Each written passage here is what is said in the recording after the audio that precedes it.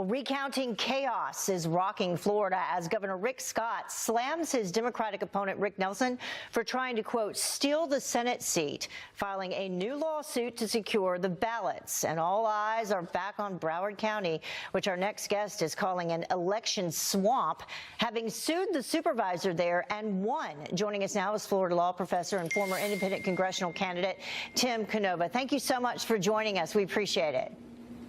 Thank you. So tell us about your personal experience dealing with Broward County specifically. Sure. I ran for Congress in 2016 in a Democratic primary against Debbie Wasserman Schultz. And after the election, we tried to verify the vote by inspecting the ballots.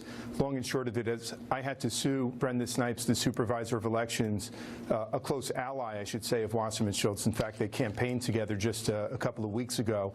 And I sued. We won. We showed that she destroyed the ballots. That's violations of federal and state criminal statutes. Some are felonies punishable by up to 5 years in prison.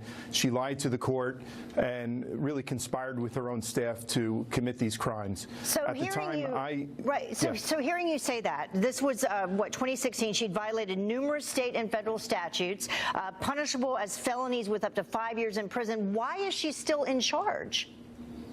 That's a great question, and I called on Governor Scott many months ago to fire her, to conduct a criminal investigation, and not just Governor Scott, reached out to the Florida Attorney General, the Florida Department of Law Enforcement, the U.S. Attorney could not be bothered. I mean, these are federal offenses as well, and I warned at the time if they didn't prosecute her, if they didn't remove her from office, she would be just a walking felon. There'd be a moral hazard problem. She would engage in this kind of illegal activity in the future, and that we would lose faith and confidence in our elections. And all of that has come to pass. There's nobody that can guarantee to me, to my satisfaction, that she didn't destroy more ballots in this election or create new ballots, or that she didn't rig the machines. We've seen how easy it is for an 11-year-old girl to rig the machines. We've had reports of that in recent weeks.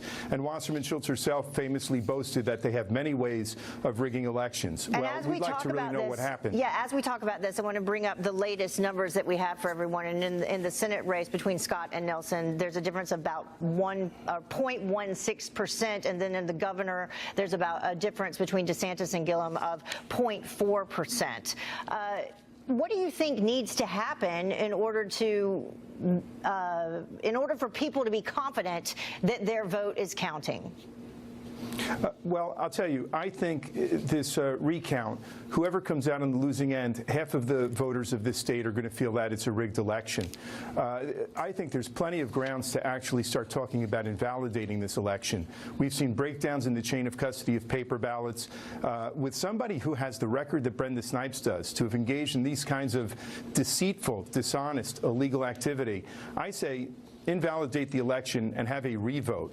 Now, it's more complicated to do it statewide for the governor's race and the Senate race, but I'll tell you, candidates in Broward County have no confidence. I have no confidence that I lost legitimately a week or two ago. In fact, you know, we left Snipes in office. Instead of punishing her, she punished me. The vote total I got was laughable. I mean, really almost a joke. And I'm not surprised. And, you know, I think we should talk about invalidating the election and revoting. I think that would be the only way to have real legitimacy going forward for whoever is going to win. And you originally ran as a Democrat. Because of all this, the result of it, you became an independent.